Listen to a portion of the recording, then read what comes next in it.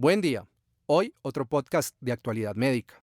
Las manifestaciones graves más frecuentes de la vasculitis ANCA son la glomerulonefritis y la capilaritis alveolar. El tratamiento de las vasculitis ha mejorado de forma significativa la supervivencia, pero los desenlaces aún son pobres debido a la morbilidad crónica. Las principales causas de muerte son infecciones o vasculitis no controlada. Al menos un 20% de los pacientes no logran control de la enfermedad o no toleran el tratamiento inicial. Hasta un 50% de los pacientes sufren una recaída en los primeros 5 años de tratamiento. Además, entre el 25 al 50% de los pacientes con vasculitis ANCA grave sufren una infección grave en los primeros 12 meses de tratamiento. Estudios pequeños que compararon en el pasado plasmaféresis a regímenes estándar sugerían beneficios para aquellos que tenían compromiso renal al debut. Adicionalmente, estudios observacionales sugerían beneficio de plasmaféresis en pacientes con vasculitis altamente activa.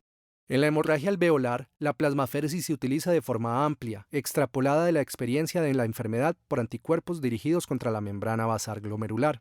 Por lo anterior, los investigadores consideraron que había insuficiente evidencia de alta calidad que apoyara el uso de plasmaféresis en vasculitis ANCA, a pesar de datos prometedores para enfermedad renal crónica terminal, como el MEPEX. En cuanto a infecciones, estas son más frecuentes en los primeros 6 meses de tratamiento, cuando las dosis de glucocorticoides son más altas. Esta relación tiene como confusores la actividad de la enfermedad y el uso de ciclofosfamida.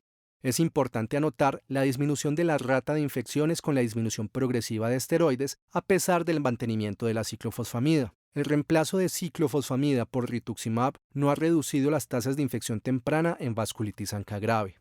Por todo lo anterior, se diseñó el PEXIVAS, un estudio internacional, abierto, con diseño factorial 2x2, aleatorizado y controlado, para examinar 1. El efecto de la plasmaféresis en el desenlace compuesto de muerte y enfermedad renal crónica, y segundo, el efecto de una dosis reducida versus una dosis estándar de glucocorticoides durante los primeros 6 meses de tratamiento en el desenlace compuesto de muerte y enfermedad renal crónica terminal.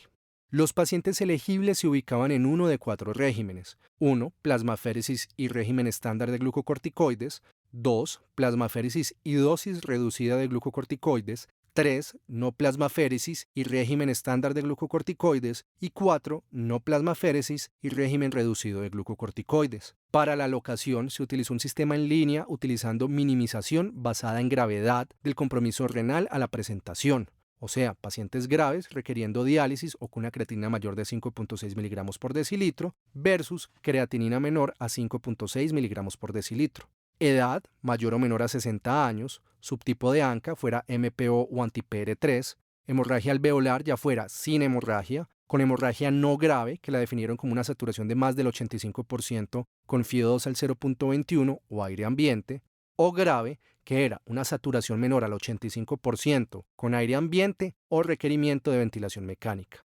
Adicionalmente, según el tipo de terapia de inducción, fuera ciclofosfamida oral, ciclofosfamida venosa o rituximab. Los pacientes debían tener diagnóstico de vasculitis ANCA consistente con las definiciones del consenso de Chapel-Hill para granulomatosis con poliangeitis, poliangeitis microscópica o vasculitis limitada al riñón. Debían tener positividad ANCA, ya fuera anti-PR3 o anti-MPO, y una manifestación grave de vasculitis. Las manifestaciones graves se definieron como compromiso renal, con una depuración de creatina menor a 50 mililitros minuto, en adición a hematuria con proteinuria o una biopsia renal con glomerulonefritis focal necrosante. Alternativamente, la hemorragia alveolar se definió como una evidencia de imágenes en la ausencia de otra explicación con la combinación de al menos uno de los siguientes: evidencia del lavado broncoalveolar, hemoptisis franca, aumento de la difusión de monóxido de carbono o una caída de hemoglobina de al menos 2 gramos por decilitro sin explicación. La plasmaféresis se realizó de la siguiente forma: 7 sesiones en 14 días utilizando un recambio de 60 mililitros por kilogramo por sesión. Se prefería la albúmina para el recambio, pero se podía utilizar plasma fresco congelado según necesidad. El esquema de glucocorticoides era el siguiente: metilprednisolona diaria por 1 a 3 días hasta tener 1 a 3 gramos acumulados, y posteriormente, para ambos regímenes orales, prednisona o prednisolona. Ambos iniciaban con 50 miligramos al día si el peso era menor a 50 kilogramos, 60 miligramos al día si el peso se encontraba entre 50 a 75 kilogramos y 75 miligramos al día si el peso era mayor a 75 kilogramos. En el régimen de dosis reducida, a la semana 2 se disminuía la dosis en un 50% y se continuaba una disminución progresiva hasta llegar a un 20 a 25% de la dosis inicial a la semana 8 y a dosis bajas de esteroides a la semana 15. A los 6 meses, la dosis de régimen reducido era un 60% menor que la del régimen estándar, manteniendo 5 miligramos al día de prednisolona hasta la semana 52 como mínimo. Los pacientes con enfermedad refractaria o recaída temprana después de la aleatorización recibieron tratamiento con pulsos adicionales de glucocorticoides sin plasmaféresis. Luego de 3 a 6 meses de ciclofosfamida, los pacientes recibieron azatioprina para mantener remisión hasta la semana 52. Posterior a esto, el manejo se dejaba a cargo por el investigador local. Los objetivos fueron el primario, que era el compuesto de muerte y enfermedad renal crónica terminal, que esta la definieron como al menos 12 semanas consecutivas de terapia de reemplazo renal o trasplante renal. Y los secundarios, que fueron muerte de cualquier causa, falla renal crónica terminal, calidad de vida, infecciones graves, número de eventos adversos graves y proporción de pacientes en lograr remisión sostenida. No se cegaron las intervenciones, ya que se consideró que no era posible para la plasmaféresis y se consideró de gran dificultad logística con un aumento exagerado de costos para los glucocorticoides. La metodología del cálculo de muestra, recolección y manejo de datos está disponible en los enlaces. En resumen, se calculó una muestra inicial de 500 pacientes con una posterior modificación a 700 pacientes en el 2014, luego de una revisión de la rata de muerte o enfermedad renal crónica terminal en los pacientes que ya estaban reclutados. Esto sugería que una muestra de 675 a 725 pacientes era suficiente para obtener los eventos necesarios predeterminados. De base, se obtuvieron 352 pacientes para el grupo de plasmaféresis, 352 para el grupo de no plasmaféresis, 353 para el régimen de glucocorticoides reducido y 351 para el régimen de glucocorticoides estándar.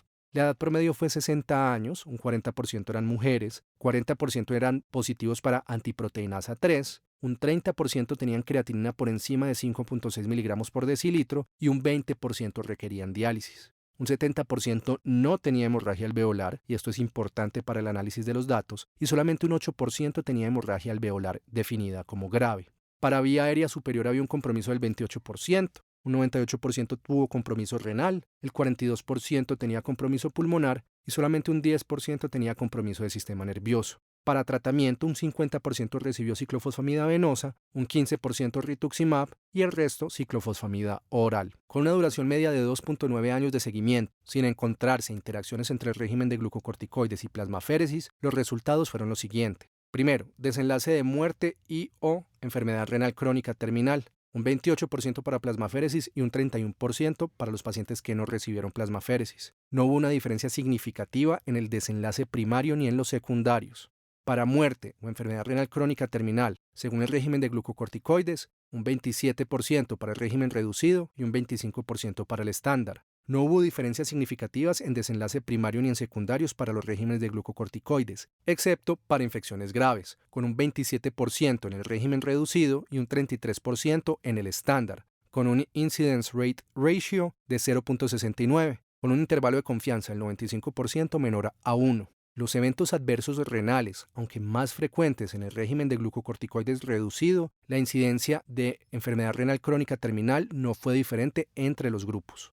En resumen, un régimen sin recambio plasmático no demostró mayor incidencia de muerte o enfermedad renal crónica terminal al compararse con un régimen que incluyera plasmaféresis. Además, la exposición reducida de glucocorticoides fue no inferior a la dosis estándar en cuanto a riesgo de muerte o enfermedad renal crónica terminal y resultó en un menor riesgo de infecciones graves durante el primer año de tratamiento.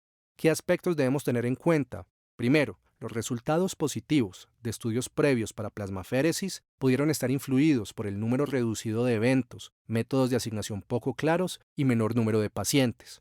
Segundo, la mejoría en diagnóstico, diferentes esquemas de inmunosupresión y cuidados adicionales probablemente han causado una reducción en el posible beneficio que se encontraba antes en plasmaféresis.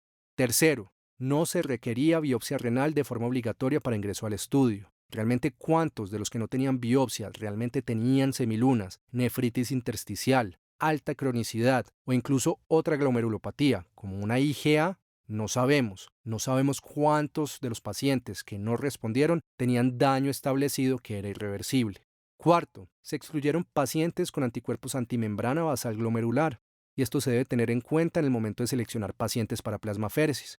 Quinto, aunque no parece haber diferencia en cuanto a los desenlaces de hemorragia alveolar, el poco número de pacientes con esta complicación, solo 30% con hemorragia alveolar y solo 8% clasificada como grave, no permite generalizar los hallazgos a todos los pacientes con hemorragia alveolar, y menos a aquellos con ventilación mecánica. En estos últimos podría estar el nicho donde la plasmaféresis aún tenga cabida. Los análisis de subgrupos de este estudio sugieren beneficio en los pacientes con hemorragia alveolar y hemorragia alveolar grave, pero los intervalos de confianza cruzaban la unidad y eran amplios. Desconocemos la mortalidad por hemorragia alveolar en el estudio porque no estaba diseñado para esto. Sexto, a pesar de las fortalezas del estudio, como número de pacientes, aleatorización, cambios de esquema de tratamiento infrecuente, es un estudio abierto y algunos de los intervalos de confianza son amplios. Puede haber diferencias en los resultados e incluso la probabilidad de beneficio no detectado que se debe sopesar con costos, inconvenientes y efectos adversos de las intervenciones estudiadas. Séptimo, el uso de rituximab se ha extendido cada vez más como primera línea en vasculitis ANCA. Probablemente muchos de los pacientes, sin hemorragia alveolar y sobre todo grave, estarán en manejo con rituximab en el futuro. Llama la atención que no parecía haber un esquema de mantenimiento con rituximab o azatioprina luego de la inducción de remisión con rituximab. ¿Esto hubiera cambiado los resultados? No lo sabemos.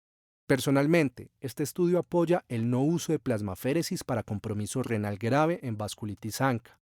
También apoya una menor dosis de glucocorticoides orales. En cuanto a hemorragia alveolar, si el paciente tiene una adecuada saturación a aire ambiente, no consideraría plasmaféresis, pero en todo paciente con saturación menor al 85% y sobre todo en ventilación mecánica, la cantidad de pacientes y el intervalo de confianza amplio no permite proscribirla y todavía la consideraría, sobre todo si no hay una respuesta inicial rápida a la inmunosupresión con esteroides y ciclofosfamida.